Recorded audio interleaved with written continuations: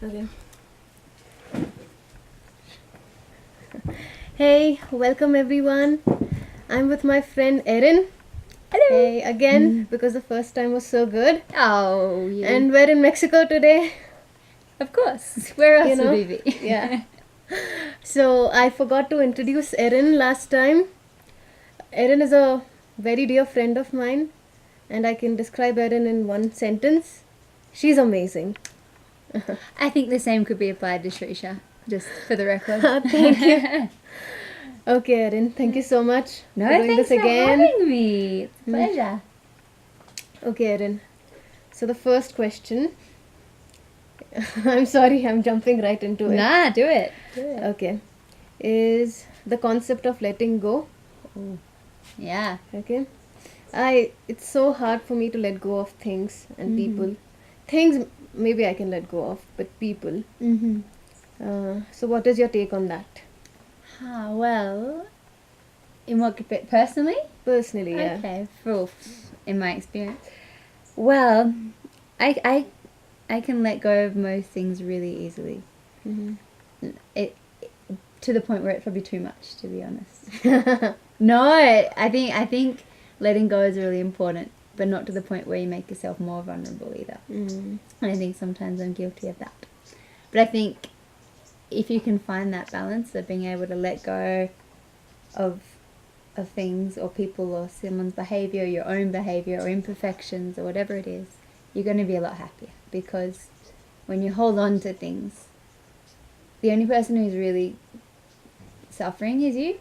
I sound like, I think I've listened to too many TED Talks on it, but it works and it's true. Like, you know, even if you hold a grudge against someone, they might feel it from time to time, but you're the one living with it on a day-to-day basis. So that sucks. But also, on the other end of that, some people can be really hurtful, and it's good to be guarded and not to let things go too easily, I think. It's a fine line. It's a very fine line. But yeah, not hang on to things Mm-hmm. is really important.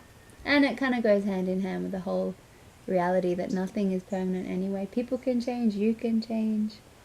And if you spend all your time focusing on the hard or things or the things that are not pleasant, and you're holding on to them with anger or sadness or whatever, you forget all the good things. Mm. You know?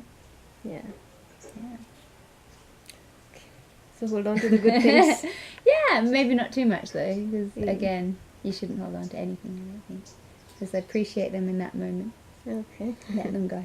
Otherwise, no, I think they would go the other way too. If you're hanging on to like good things, oh, I love these pants, I'm never letting them go. They're threadbare and everyone can see my undies. That's not helping anybody. Or if it's a good experience, if you're always trying to recreate that experience or refine that person or whatever it is, you're just going to keep looking and not find it, or try and you know, make the pants last forever. They can't last forever. They're pants. Thank you. Now, something that I've noticed is that you don't really find any faults with people, whereas that's I think my favorite hobby. What is wrong with this person? What is wrong with this place? Okay. You find the goodness in everything. You find the good in every person, I feel like. Uh-huh. How do you do that? Oh, crap. I don't know. It just happens. I think there's good in everybody. And I think I'm happier for it if I'm giving people the benefit of the doubt and a chance for them to demonstrate that they're a good person. Let me see their good things or their quirky things. Because I just assume that's how I assume everyone's good. You have to really, really do something bad for me to think otherwise. And like other places, unless it's really cold and miserable, then it's an exception. But generally, yeah, I don't know. I think my first word was happy. I think that it's just genetically programmed. But that said, I can have a good bitch too, man. I'm good at that. You just, you know, haven't seen that side yet, maybe. But no, I think we can all cultivate that and practice it by always, instead of assuming someone is doing something wrong, I would say maybe ask why you think it's wrong, or why they might have done whatever they did, or and just sort of be But mindful some that we're people all are. stupid. I'm sorry. No. You go. Some people are so annoying. Oh, I know. Some people are really annoying. Just avoid them. If they annoy you that much, like, really, do you want to spend time with them? And if you have to spend time with them, then I think you need to try and understand them. Or we also need to understand ourselves. Why is this annoying me? If something gets on your nerves, that's your problem. It's not really their problem, is it? It's like you're the one being annoyed. So like, what can I do differently? Can I remove myself from here? Can I just accept their weirdness? Should I talk to them about it? I think it's a two-way thing. Okay, that's a very Zen way of looking Well, at it. it's all an act. I don't practice this in real life. You are a This Zen is monk. No, I've just listened to lots of TED Talks or whatever. Okay. I don't know. I talk like I know what I'm talking about, but I really don't. This one. So my biggest fear is that one day I'll be old and bitter. Oh, Okay.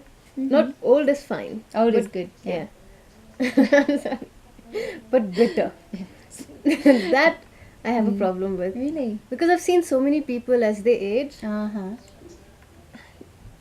Oh, Okay. yeah, I think I understand. Yeah. Uh-huh.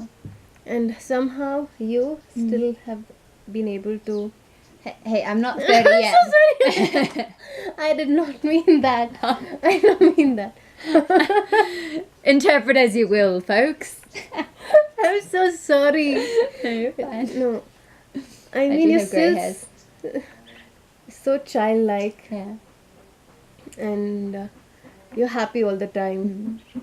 And I feel like I'm this grumpy old grandma sometimes. Oh, you don't look or act like a grumpy old grandma. So, I would have left long ago. I wouldn't hang out with you. Sorry, I keep interrupting you. Terrible habit. so that's the thing. How to not be bitter. How to not be bitter. I perhaps it goes hand in hand with all these other things we've been talking about, like letting go of the things that annoy you or finding ways to manage your reactions to things and trying to keep your bubble of happiness autonomous. I used to try and please everyone all the time, and I still do, but I'm trying not to, because you can't really please you can't please everyone. The only person you can actually please and know that you're 100% is yourself. And when you do that, you're a bit more happier, and then everyone's a bit like, oh, they're happy and I'm more happy. It's a bit contagious. So I think working on our own happiness first is really important. Not being bitter. I have low expectations of everything. No, and I mean this in all seriousness. And if you have high expectations, you're always going to be disappointed. Because things never turn out the way that, even if they turn out better than you anticipate, they never turn out the way you think they will. So if you keep your expectations kind of low or neutral, not in a negative way, but just in steady way, then things can only appear better. And if you're just open to little things, I find, for me, this is what, like, I'll see a flower and just lose my shit because it's so beautiful. And I think that keeps me joyful. And, and seeing the good in everyone. Like, if you don't, it makes me really happy when I suddenly appreciate something that annoyed me once. And trying to think of a good example. Oh, okay, my grandmother, she whistles a lot, and it used to just annoy me. It was always the same tune, and it's like this long. It's really short, same thing over. Now I do it, and she can't whistle anymore, but she still goes. Aww. And I just find the whole thing charming, and I mean it's sad in the one hand, but there's something just so beautiful about it too. And now whenever I whistle, I'm like, oh, it's Nana. That's like maybe a silly example, but I don't know. You have to teach yourself to get joy from things, Yeah. Who knows? Maybe I will get bitter. No, please. I hope I'll not. lose my faith in humanity. I ate too much sugar. Look at this crap we've been eating. Anyway. Okay. Oh, don't look at it, because then you'll know the truth. And one more thing, when we were in Colombia and you once told me Yeah. you have a good cry every now and then. Oh, yeah. That's like one of your rituals. Yeah. To be sane and for your peace of mind. Yeah. Do you have any other... First tell us about that, okay. and then any other rituals that you have. Well, a good cry is very important, but I do find when I'm away, or maybe not away is not the right word because I move around a lot, but in new spaces, it's difficult to cry. Like I haven't had a solid cry. I need a good cry, but it's hard because you like, you have to find the right space. You can't just be in a hostel room. Who's the crazy Australian with the kids? I don't want to be that person. And also, personally, I can't let go unless I'm in a very comfortable space. So that I need to do. What other rituals? Knowing the things that do keep me sane. Like I get really cabin fever. You saw me go crazy. What are you talking about? I went crazy. It rained for like 5 million days in a row, 3 days. And we couldn't leave the house because it was cold and wet. And I just wanted to top myself. I go crazy. And I get this irrational fear that the sun won't come back. I know, and logically, of course the sun will come back. It's very big. But reality, like, experientially, I get this paranoia. It's never coming back. It's going to be like this forever. How the hell will I live?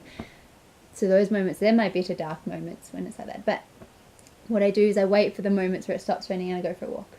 And I feel normal again. Or I went upstairs and did some yoga. Just knowing what works for me to kind of lift my mood. Going for a big walk.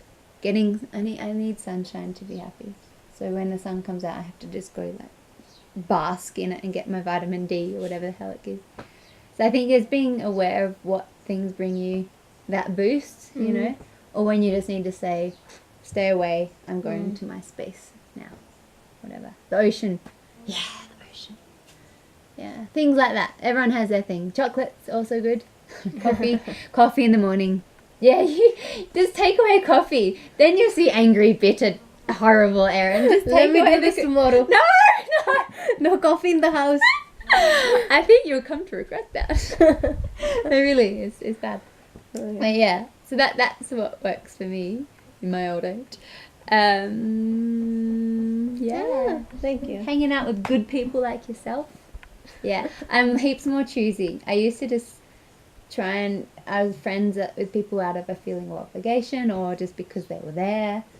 I've started to appreciate those people, but we don't need to be in each other's lives anymore. I just don't really have time now for people who we don't really get you. Yeah, and if I don't get them, there'll be other people they can connect with, and that's great. We don't need to all be everyone's friend. Yeah. And if you don't like someone, that's fine. You don't have to. Just respect them and stay away. So yeah, I think narrowing the friend circle and just focusing on the people who actually are important. And no, everyone's important. You know what I mean? No, they're not. So much political correctness. No, they're not. You don't have to be politically correct. It's going on the interweb. People will see. No, everyone's important, but They're not. some people, in your particular zone. Yeah. Yeah. There you go. Cool. Yeah.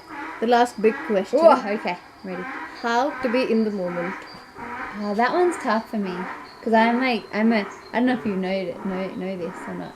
Because there's no light in the house, I haven't done it so much. But I write lists like, what's that word? Obsessive compulsive list. I'm an obsessive compulsive list writer.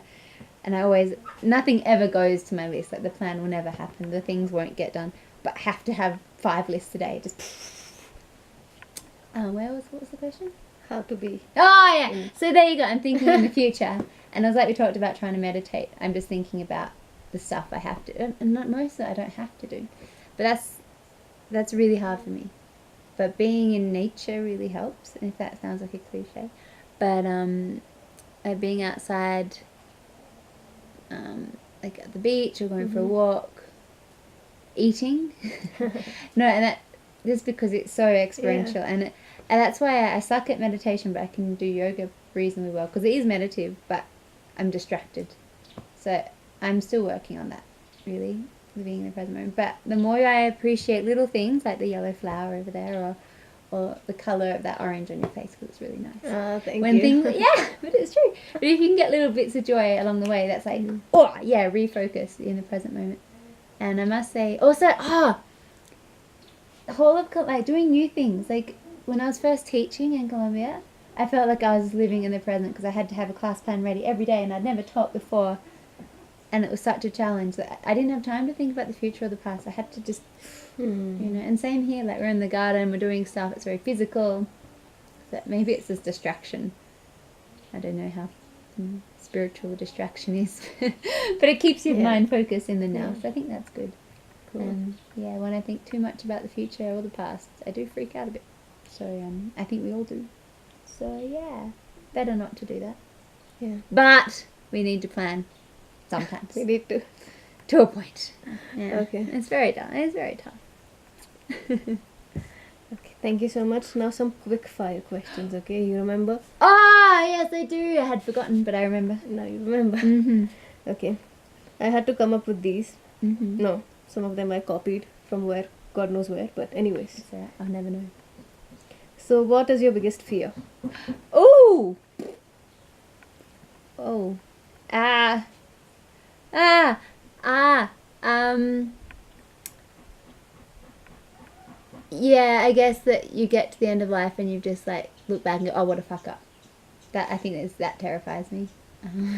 You. I don't think I've done that, but it's still it's a valid fear. There's other fears, but that's the one that came to mind first. Okay. Yeah. You're not a fuck up. Oh, thank you. No. Not anywhere to close. Sorry, I said the F word. Sorry. What's your idea of perfect happiness? Ooh, just perfect happiness.